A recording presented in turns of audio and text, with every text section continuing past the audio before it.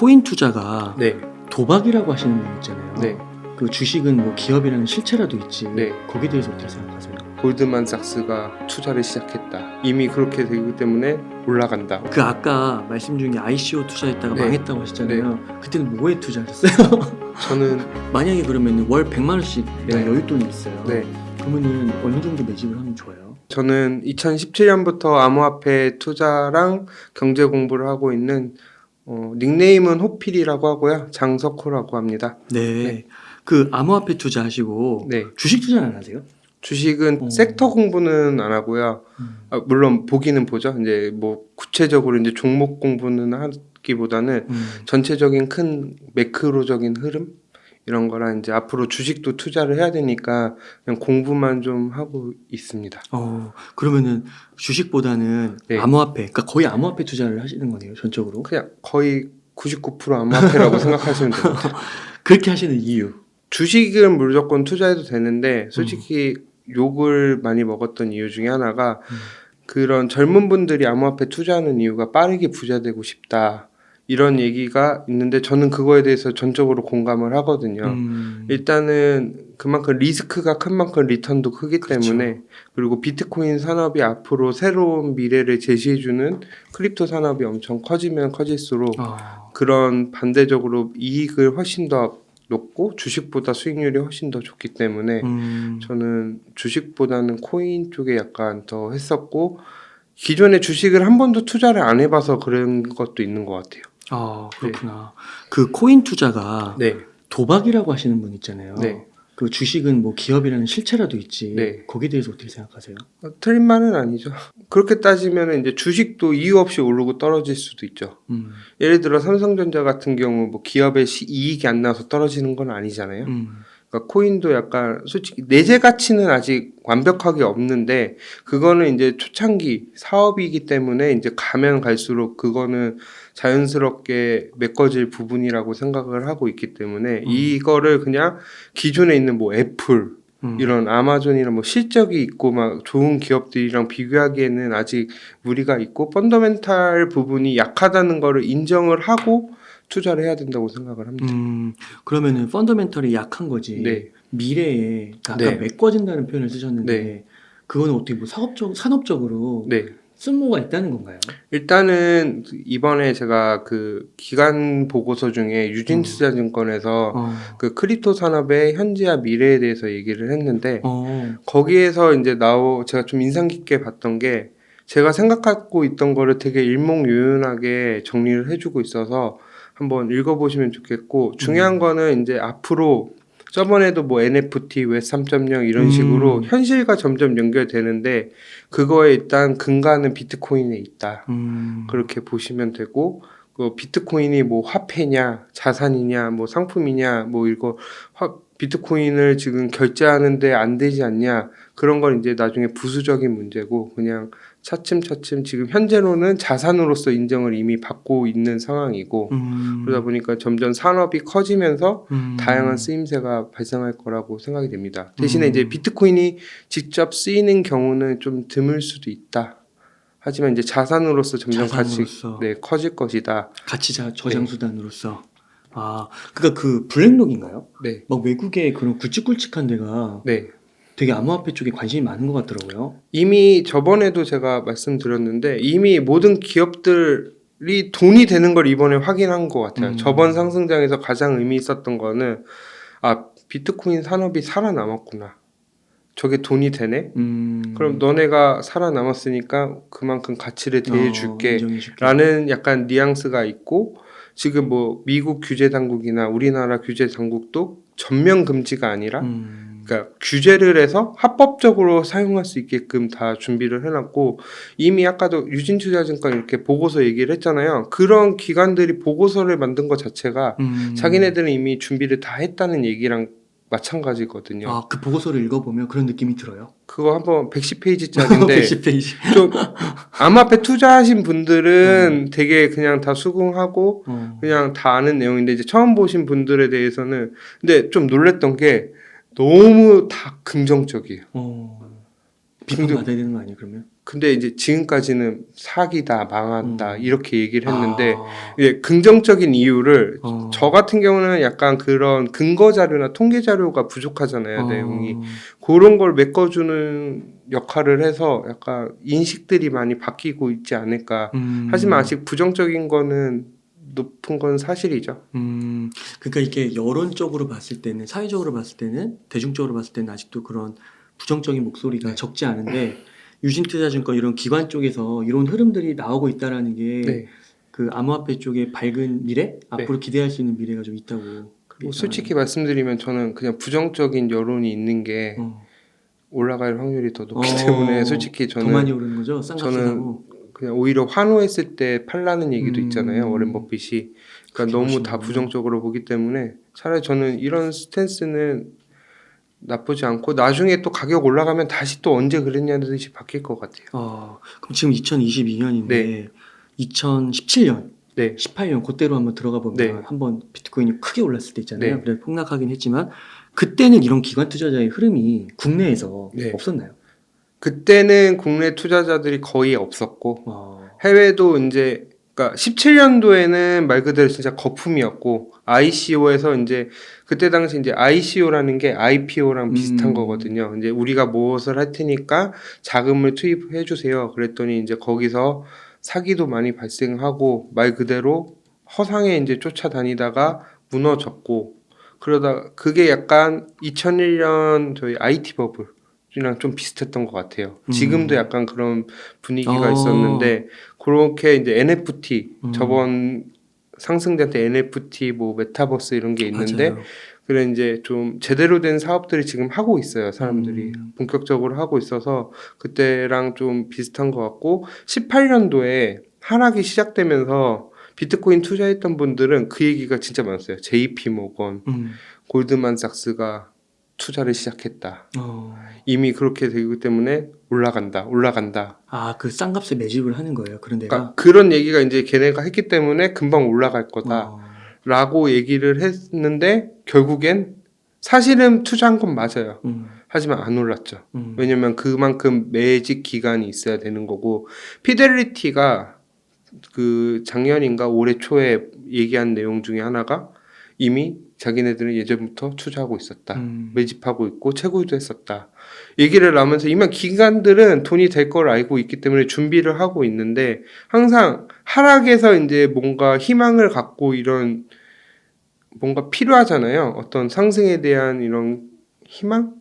약간 그런 요소들이 필요하기 때문에 그런 것들이 많이 쓰이고 있는데 저는 이제 한번 경험해보면서 기관들이 들어오더라도 가격 올라가는 거는 아직은 좀 하락장에서 힘들지 않을까라는 해서 항상 사이클이 제일 중요한 것 같아요. 네.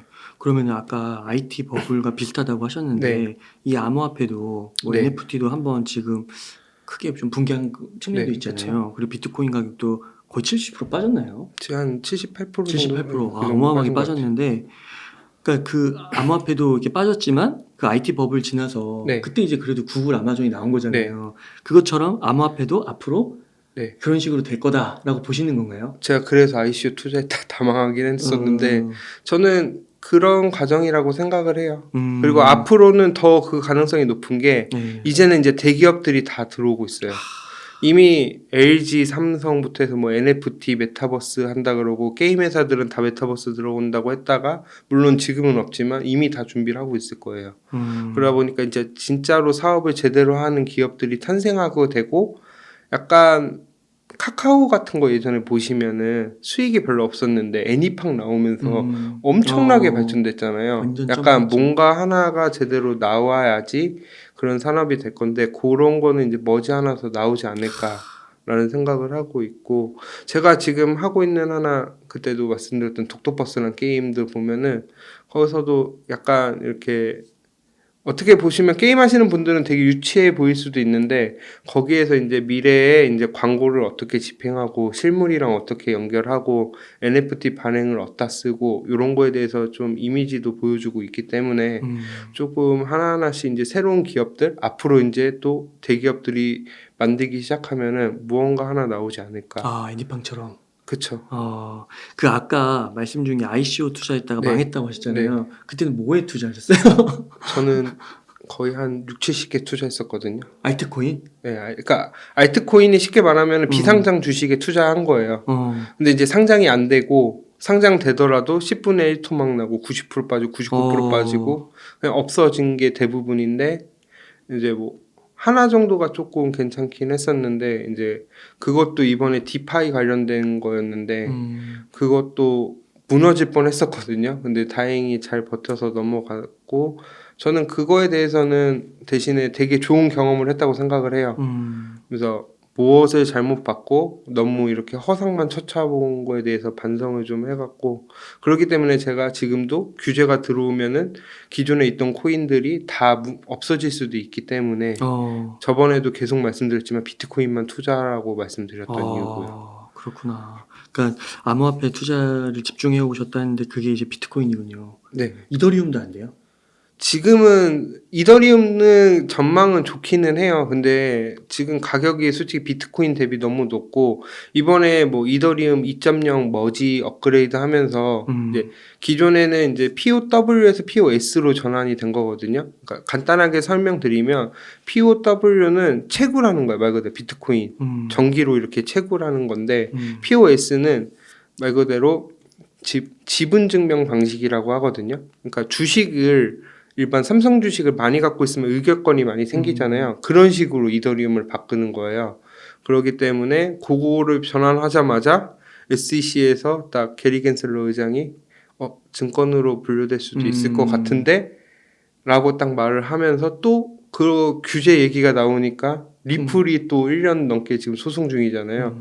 그러면은 이번에 또 이더리움도 그렇게 되지 않을까? 물론 그런 가능성은 낮긴 하지만 그러고 이제 규제가 어떻게 될지를 또 모르기 때문에 지금은 그래도 안정적으로 비트코인도 안정적으로 제가 말씀드렸지만 일반 자산군에서는 굉장히 변동성이 크기 때문에 비트코인만 해도 충분히 그런 위험한데 이미 규제가 되고 앞으로 저는 새로운 코인들이 더 올라갈 거고 가능성이 높다고 생각을 하거든요. 왜냐면 기존에 있던 코인들이 없어지진 않는데 올라간 코인들이 몇 개 없어요. 그러니까 최고점을 뚫고 2017년에서 18년도, 19년도 거쳐서 하락했던 코인들 중에서 최고점을 넘어서 올라갔던 코인이 이더리움, 비트코인, 뭐 에이다? 뭐 이 정도? 그래요? 빼고 다 없어요. 예를 들어 리플 같은 경우는 4,800원 갔었는데 2,000원 중반까지 갔었나? 초중반? 정확히 기억이 안 나는데 한 반값도 못 갔던 것 같아요. 그래서 저는 그런 모든 대부분 코인들이 그렇거든요. 그러다 보니까 새로 나온 코인들이나 아니면 기존에 있던 것 중에서 정말 유명한 거 아니면 힘들고 그리고 만약에 여기서 비트가 더 빠지면은 진짜 알트코인이 99%, 95% 빠지거든요. 이더리움도 거의 95% 빠졌어요. 200만 원이었던 게 거의 10만 원, 7만 원까지 갔었는데 9만 원 잡아도 거의 200만 원이었던 게 10만 원 갔다고 보시면은 95% 빠진 거잖아요. 그렇게까지도 빠졌는데 물론 그렇게까지 이번에 빠진다는 게 아니라 그런 경우도 있기 때문에 좀 더 보수적으로 접근해서 비트만 매집하는 걸로 저는 봐야 된다고 생각하고 있어요.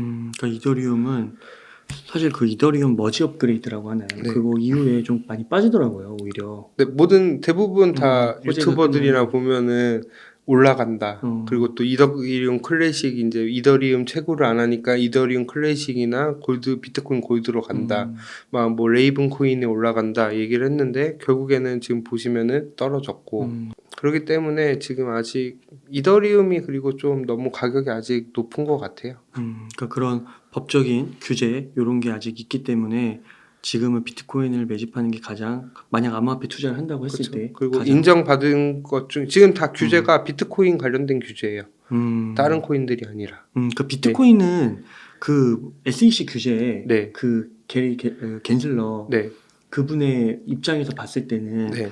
그 이더리움처럼 네. 약간 증권으로 분류되고 이런 리스크는 없는 건가요? 그러니까 POW 그때 했을 때 이제 그게 예전에 한번 그게 지금 지표로도 나와 있는데 이게 증권형에 가깝냐 아니냐에 상품에 대해서 가깝냐. 그 상품에 가깝냐에 따른 그런 표준이 나왔는데 비트코인이 1점대였나 아마 5점 만점 중에 그 굉장히 낮았어요. 아, 증권이 아니다. 네, 증권이 아니다라고 했고 실제로도 근데 SEC에서 지금 솔직히 서로 관할하고 싶어 하죠. CFTC랑 SEC에서 서로 관여하고 싶어 하는데 아직 그거는 결정된 건 아니지만 그래도 증권으로 분류하지는 않을 것 같아요.